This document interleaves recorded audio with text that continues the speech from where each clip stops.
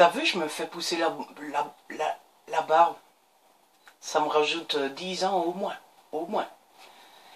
Salut les amis, c'est Ludo, j'espère que vous allez bien. On se retrouve aujourd'hui pour une nouvelle vidéo et il va s'agir d'un update lecture. Et comme d'habitude, je suppose que vous êtes habitués maintenant, j'ai eu 5 livres à vous présenter. Et comme d'habitude, dès que j'ai 5 ou 6 livres à vous présenter, je fais un petit update. Vous allez le voir, il y a du très très bon dans cet update et puis il y a du beaucoup moins bon. Et on va commencer par le moins bon, comme ça c'est fait. Il s'agit de Lèche Vitrine de Sarah Maud Beauchesne aux éditions Kennes. C'est un bouquin jeunesse donc. L'histoire de ce livre, c'est l'histoire de Billy Lou, qui en fait, il semblerait... En fait c'est un tome 2, voilà. Je l'avais repéré dans le programme sans savoir que c'était un tome 2 et lorsque je m'en suis rendu compte, l'attaché de presse m'avait dit « Pas de souci Ludo, tu sais très bien le lire sans avoir lu le premier tome ». Et malheureusement, j'en suis pas vraiment convaincu parce que apparemment dans le premier tome, Billy Lou s'est pris d'affection avec Simon et ça s'est mal terminé, je suppose, dans le premier tome. Et donc dans celui-ci, c'est Billy Lou qui essaie d'oublier Simon et elle part vivre au Canada avec sa mère, ses parents sont divorcés, bref, c'est très compliqué à comprendre quand on n'a pas lu le premier tome. Et puis je dois avouer que je suis passé complètement à côté de ce livre, je sais pas, et en plus je ne me suis pas du tout pris d'affection pour le personnage principal, pour Billy. Je sais pas, d'habitude j'ai plus d'empathie que ça, etc. Ici ça l'a vraiment pas fait et je suis pas du tout rentré dans ce bouquin. En plus il se passe pas grand chose pour moi. En fait c'est Billy Lou qui cherche absolument à tomber amoureuse. Évidemment elle est jeune et comme toutes les filles de son âge, elle commence à s'intéresser aux garçons, aux relations sexuelles, etc. Et donc elle commence à chercher après un amoureux, etc. Et pendant tout le bouquin, c'est ça en fait. Elle cherche un amoureux, elle veut tomber amoureuse, elle s'intéresse aux garçons, elle sort, elle flirte avec 2-3 garçons. Et puis à la fin du bouquin, j'ai pas compris, elle trouve un garçon qui lui plaît, elle plaît au garçon, et finalement elle écrit une lettre au garçon en disant « Écoute, t'es bien gentil, ça marche bien entre nous deux, mais non, finalement je suis bien toute seule et je n'ai pas envie de m'engager dans une relation. » Donc j'ai pas vraiment compris l'utilité de ce bouquin à part suivre l'histoire d'une jeune qui cherche un amour et qui quand elle l'a trouvé, bah, elle dit oh bah non, j'ai autre chose à faire finalement. Donc voilà, je suis passé complètement à côté. Pour le style de l'auteur, évidemment c'est du jeunesse, donc ça se lit très vite. C'est écrit grand, hein. Faut pas une semaine pour le lire, il est pas très long. Ça se lit très vite. J'ai pas eu du mal à le lire. C'est simplement que j'ai pas trouvé vraiment l'intérêt de lire ce livre. Et je ne le garderai pas. Je pense que je vais l'apporter à la bibliothèque pour faire plaisir à d'autres personnes. Voilà. C'est vraiment ça l'a pas fait pour moi.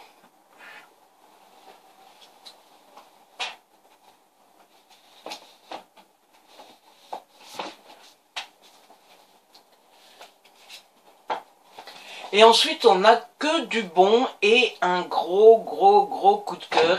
Il s'agit de Federer, écrit par Mark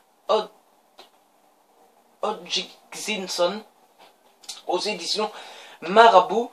En fait, c'est une biographie sur Roger Federer.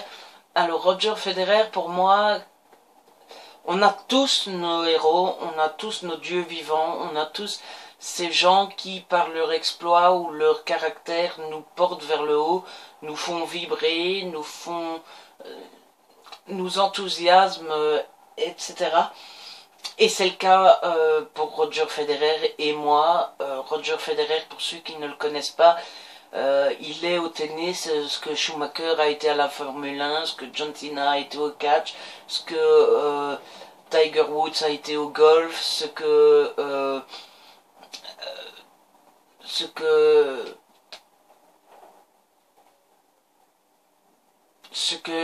Usain Bolt est aux 100 mètres, sur ce qu'est Michael Jordan au basket, voilà. Federer, c'est le roi dans sa discipline. Et pour moi, à mon sens, on ne peut pas aimer le tennis sans aimer Roger Federer.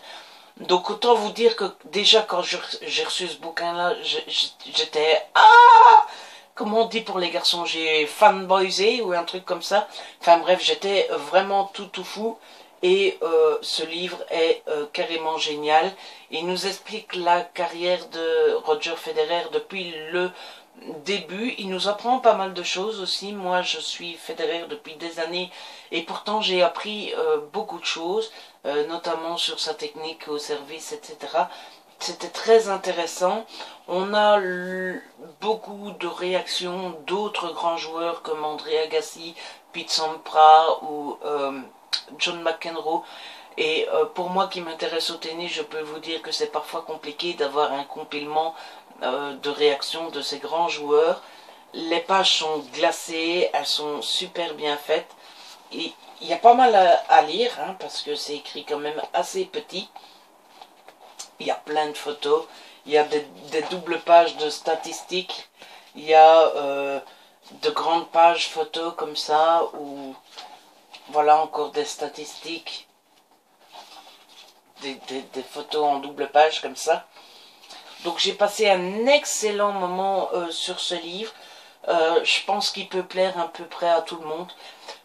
Que vous soyez fan de Roger Federer, que vous soyez fan de tennis, que vous vous intéressiez simplement un petit peu au tennis, que vous voulez apprendre à jouer au tennis, ou même que vous êtes un minimum curieux d'en connaître un peu plus sur un sportif, ce livre est pour vous. Franchement, moi, c'est devenu l'un de mes livres préférés de ma bibliothèque. Je l'aime d'amour, ce purée de bouquin. Donc je vous le conseille vraiment, vraiment, vraiment. J'ai passé un excellent moment. Il coûte 19,90 €, mais c'est le genre de bouquin, voilà quoi. Je trouve qu'il les vaut largement. Je ne peux que vous conseiller. En plus, il est magnifique. C'est un merveilleux objet livre en plus. Donc voilà, foncez.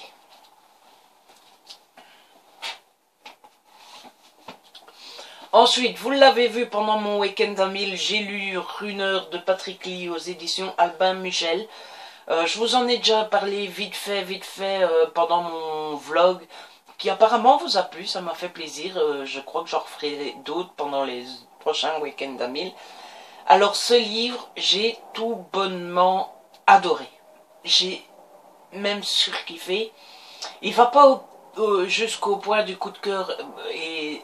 Il ne va pas jusqu'au coup de cœur et je vous expliquerai pourquoi tout à l'heure, mais j'ai vraiment passé un excellent moment. Déjà ça commence super bien, ça commence exactement comme j'aime, puisqu'il n'y a pas 40 000 chapitres avant de rentrer dans l'action. Non, l'action commence directement. C'est l'histoire d'une jeune fille qui est poursuivie par des méchants et elle va tomber sur un type qui est en fait un ex-agent des services, comment ils appellent ça, un ex-agent des forces spéciales qui vit pas vraiment à fond sa vie, etc., qui est plutôt perdu ces derniers temps. Et donc quand la fille va tomber presque dans ses bras parce qu'elle essaye d'échapper à ses poursuivants, il va décider de l'aider. Alors au début il l'aide, mais juste pour échapper aux poursuivants. Simplement, pendant qu'il aide cette jeune fille, il va perdre son portefeuille et du coup, les poursuivants vont savoir qui il est. Et ça va être un peu une course-poursuite en fait. Et donc l'action démarre directement et c'est sous forme de course-poursuite, oui, où il y a les deux gentils qui sont suivis par les méchants. Évidemment, les méchants, ils vivent à Washington et ils ont beaucoup de moyens. Donc le match n'est pas forcément équilibré, mais c'est pas pour autant que les poursuivants vont avoir facile avec eux. En plus, il y a une seconde couche à l'oignon, si je puis dire, puisqu'on va aussi parler de modification génétique. La fille qui est poursuivie, en fait, a été génétiquement modifiée, et ce qui lui permet d'avoir certains pouvoirs que je ne vous dirai pas pour pas vous tout vous spoiler. Et c'est forcément à cause de ces modifications génétiques qu'elle est poursuivie, puisque ben ça n'arrange pas vraiment les autres que le monde sache ce qu'on lui a fait et ce qu'on est capable de faire. Mon seul petit point négatif, et c'est ce qui fait que ce ne soit pas un coup de cœur, c'est que l'histoire est quand même pas mal alambiquée. C'est-à-dire que quand on arrive à la fin de ce bouquin, on se dit « Ah oui, oui, donc alors c'est le type qui a fait ça, et on les poursuit à cause de ça, parce que ça, machin, bidule. » Et vous savez, à la fin de la lecture, on essaye de reconstituer tous les pourquoi et comment. Et c'est pas facile. Donc j'ai adoré, mais l'histoire est quand même assez alambiquée. Et si je le reprenais dans 6 mois, je suis pas sûre de pouvoir redire dans 6 mois ce qui se passe, le pourquoi du comment, et voilà, et tous les tenants et aboutissants. Si je devais encore vous convaincre, le style est super bien fait, il est super addictif. Il est super addictif, les chapitres sont très courts, et franchement on ne s'ennuie pas, ça n'arrête pas une seconde, et c'est bourré d'action. Donc voilà, j'ai adoré ce bouquin.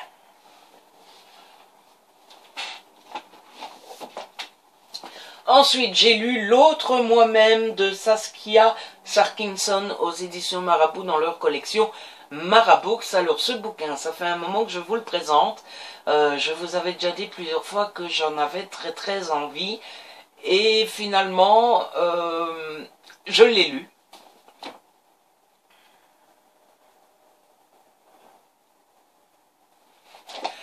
Je l'ai lu et j'ai beaucoup aimé. Et pourtant, je peux vous dire que c'était quand même assez mal parti, dans le sens où la 4e de couverture est très traître, puisque quand on la lit, on a l'impression qu'on a affaire ici à un thriller. Et en fait, pas du tout. Pas du tout. C'est tout simplement l'histoire d'une famille avec une jeune fille, cette fameuse Elisa Claudia. Et cette fameuse Elisa Claudia, je ne sais plus si c'est Elisa au départ et qu'elle change en Claudia, c'est ça? Ah non, c'est Claudia au départ. Donc cette fameuse Claudia, elle se rend compte que son père a été dans l'armée allemande et qu'il a, pendant la guerre de 40, et qu'il a été dans les jeunesses hitlériennes. Elle se rend compte que son père n'a peut-être pas fait des choses très recommandables et elle a du mal à vivre avec ça, d'autant plus que sa mère vit avec son père et sa mère refuse de s'en aller parce que elle a pardonné à ce que son mari a fait pendant la guerre. Et elle n'arrête pas de dire à sa fille, arrête de poser des questions là-dessus, tu sais que papa n'aime pas, etc. Sauf qu'elle a beaucoup de mal à vivre avec ça. En plus, elle se fait persécuter à l'école parce que les gens apprennent que son père a été SS. Et du coup, on la prend elle-même pour un SS et on lui en fait baver. Et donc, une fois qu'elle a fini l'école primaire, si je puis dire, elle décide de complètement changer de vie, de partir à l'étranger. Et là, elle change d'identité pour pas qu'on sache son passé. Et quand elle arrive,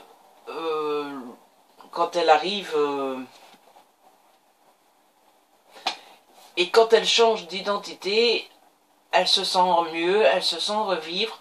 Simplement, son passé va vite la rattraper à cause de son petit ami. Voilà, je pense que j'en ai assez dit. Donc, en fait, c'est pas du tout un thriller, c'est pas quelque chose qui s'est passé avant et qu'on ne sait pas ce qui s'est passé, qu'on cherche qu'est-ce qui s'est passé, qui a tué qui, machin bidule. Non, pas du tout. C'est simplement l'histoire de cette jeune fille qui essaye de vivre avec ce que son père a fait. C'est donc plus une fresque familiale autour de la guerre 40, autour de l'armée allemande, autour d'Hitler et de la jeunesse hitlérienne, etc. Donc voilà, quand je vous dis que c'était mal parti, pourquoi? Parce que le livre est divisé en plusieurs parties, parce qu'on suit plusieurs personnages dans des moments différents. Donc on a la guerre, on a en 87, on a en 37 par exemple, en 96, en 85. Donc quand j'ai ouvert le livre, je me suis dit aïe aïe aïe aïe aïe aïe aïe, tout ce que je n'aime pas. Et finalement je m'y suis mis et ça a marché. J'ai passé un excellent moment et j'ai pas vu le temps passer. Je pense que c'est grâce au style de l'auteur qui est très très très réussi. Elle est très addictive et elle arrive vraiment à vous embarquer, à vous prendre par la main et à vous raconter l'histoire d'une façon aussi simple qu'efficace. Les chapitres sont assez courts. Il se passe pas des trucs incroyables, des rebondissements Hitchcockiens. D'où ça sort, j'en sais rien. Mais bref, il se passe pas des trucs waouh, hein. Il se passe pas des trucs what the fuck. Mais je me suis pas ennuyé et j'ai passé un excellent moment. Et puis ce roman m'a aussi fait rendre compte que je connais pas aussi bien l'histoire que je le pensais, non, parce que je sais que j'ai toujours été une buse en histoire, mais je connais pas aussi bien que ça l'histoire d'Hitler, des SS, de la jeunesse hitlérienne, de machin, de bidule. Je connais les grandes lignes, mais pas les petits détails, et ce livre m'a quand même titillé et m'a quand même donné envie de m'y intéresser de plus près, donc je crois que je vais faire 2-3 recherches pour en connaître un peu plus sur cette période de l'histoire. Mais donc je vous le conseille, c'est le quatrième marabout que je lis, et c'est la quatrième réussite. Je crois que ça va devenir tout doucement une maison d'édition qui me réussit plutôt bien. Et enfin, le cinquième livre que j'ai lu, c'est In Flight, donc la saga c'est Up in the Air, tome 1 In Flight, écrit par R.K. Liley, aux éditions Hugo Roman dans leur collection New Romance. Comment dire, j'ai vu ce livre, cette saga, dans le programme d'Hugo Roman, et je me suis dit, mon Dieu, c'est pour moi. Alors, ma première réaction, ça a été, si je ne reçois rien d'autre, je m'en fous. Mais alors celui-là, je le veux, je le veux, je le veux, je le veux. D'ailleurs, je l'aurais pas reçu en service presse, je me l'aurais acheté parce que c'est typiquement la saga, le genre de saga que j'aime. Et ça a réussi, j'ai adoré. Pour vous mettre l'eau, pour vous expliquer un petit peu l'histoire, c'est l'histoire de Bianca qui est hôtesse de l'air. Ça ne se devenait pas du tout, hein, n'est-ce pas? Elle est hôtesse de l'air, son meilleur ami est homosexuel et il s'appelle Stéphane. Et ils forment comme un genre de couple en fait, parce qu'ils ont un passé très très dur et ils se sont serrés les coudes depuis qu'ils sont gosses. Et donc voilà, elle a son meilleur ami homosexuel qui est comme son frère et elle ne s'intéresse pas vraiment au mec. Et puis un jour il y a un beau gosse qui rentre dans l'avion et qui vole avec elle pour la deuxième fois, il me semble. Elle l'a déjà rencontré une fois. Et ce beau gosse n'arrête pas de la regarder, elle commence à perdre ses moyens, etc. Et un jour, son beau gosse dit, bon ben, quand on atterrit à New York, viens avec moi à l'hôtel, ou viens avec moi au restaurant, etc. Et elle refuse, en se disant, je suis désolé, mais vous êtes un client, et je sors pas avec les clients. Sauf qu'il va insister, quand ils vont se poser à New York, il va trouver le moyen de faire intervenir son meilleur ami. Et donc voilà, ils vont commencer à flirter ensemble. C'est une très belle histoire, comme toutes les histoires de ce genre-là. En fait, pour faire simple, si vous avez aimé les 50 nuances de gris,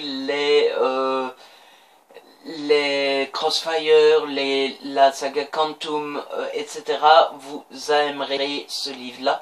C'est exactement la même chose. Le type, il est riche, il est propriétaire d'une chaîne d'hôtels, il est adepte du BDSM, et voilà, il tombe amoureux. Le seul truc qui m'a un peu contrarié, c'est que la femme se méfie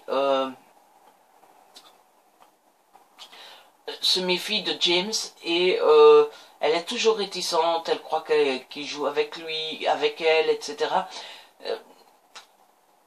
D'un côté, je la comprends, parce que bon, un beau gosse qui arrive comme ça et qui tombe amoureux de vous, je peux comprendre que on se dise, oula, il va un peu vite celui-là. D'un autre côté, moi, ce que j'aime dans ce genre d'histoire, c'est que les deux tombent amoureux et que c'est une belle histoire et qu'ils profitent à fond. Et ce côté on profite à fond m'a été un peu gêné à cause de ça. Donc ça m'a un petit peu dérangé. Mais sinon j'ai adoré, j'ai hâte d'avoir le tome 2 et je ne peux que vous le conseiller si jamais vous êtes fan, comme je vous le disais, de 50 nuances degrés, de Crossfire, de Quantum, de... Qu'est-ce que j'ai d'autre ici? De Movie Star. Si vous avez aimé Movie Star, vous aimerez celui-ci aussi. Donc voilà. Si vous êtes fan du genre, ça fera votre affaire. Et vite, vite, vite, vite, vite, le tome 2. Et voilà, je vous ai présenté 5 livres. 5 comme ça. J'espère que je vous ai donné envie d'en lire au moins un dans les 5.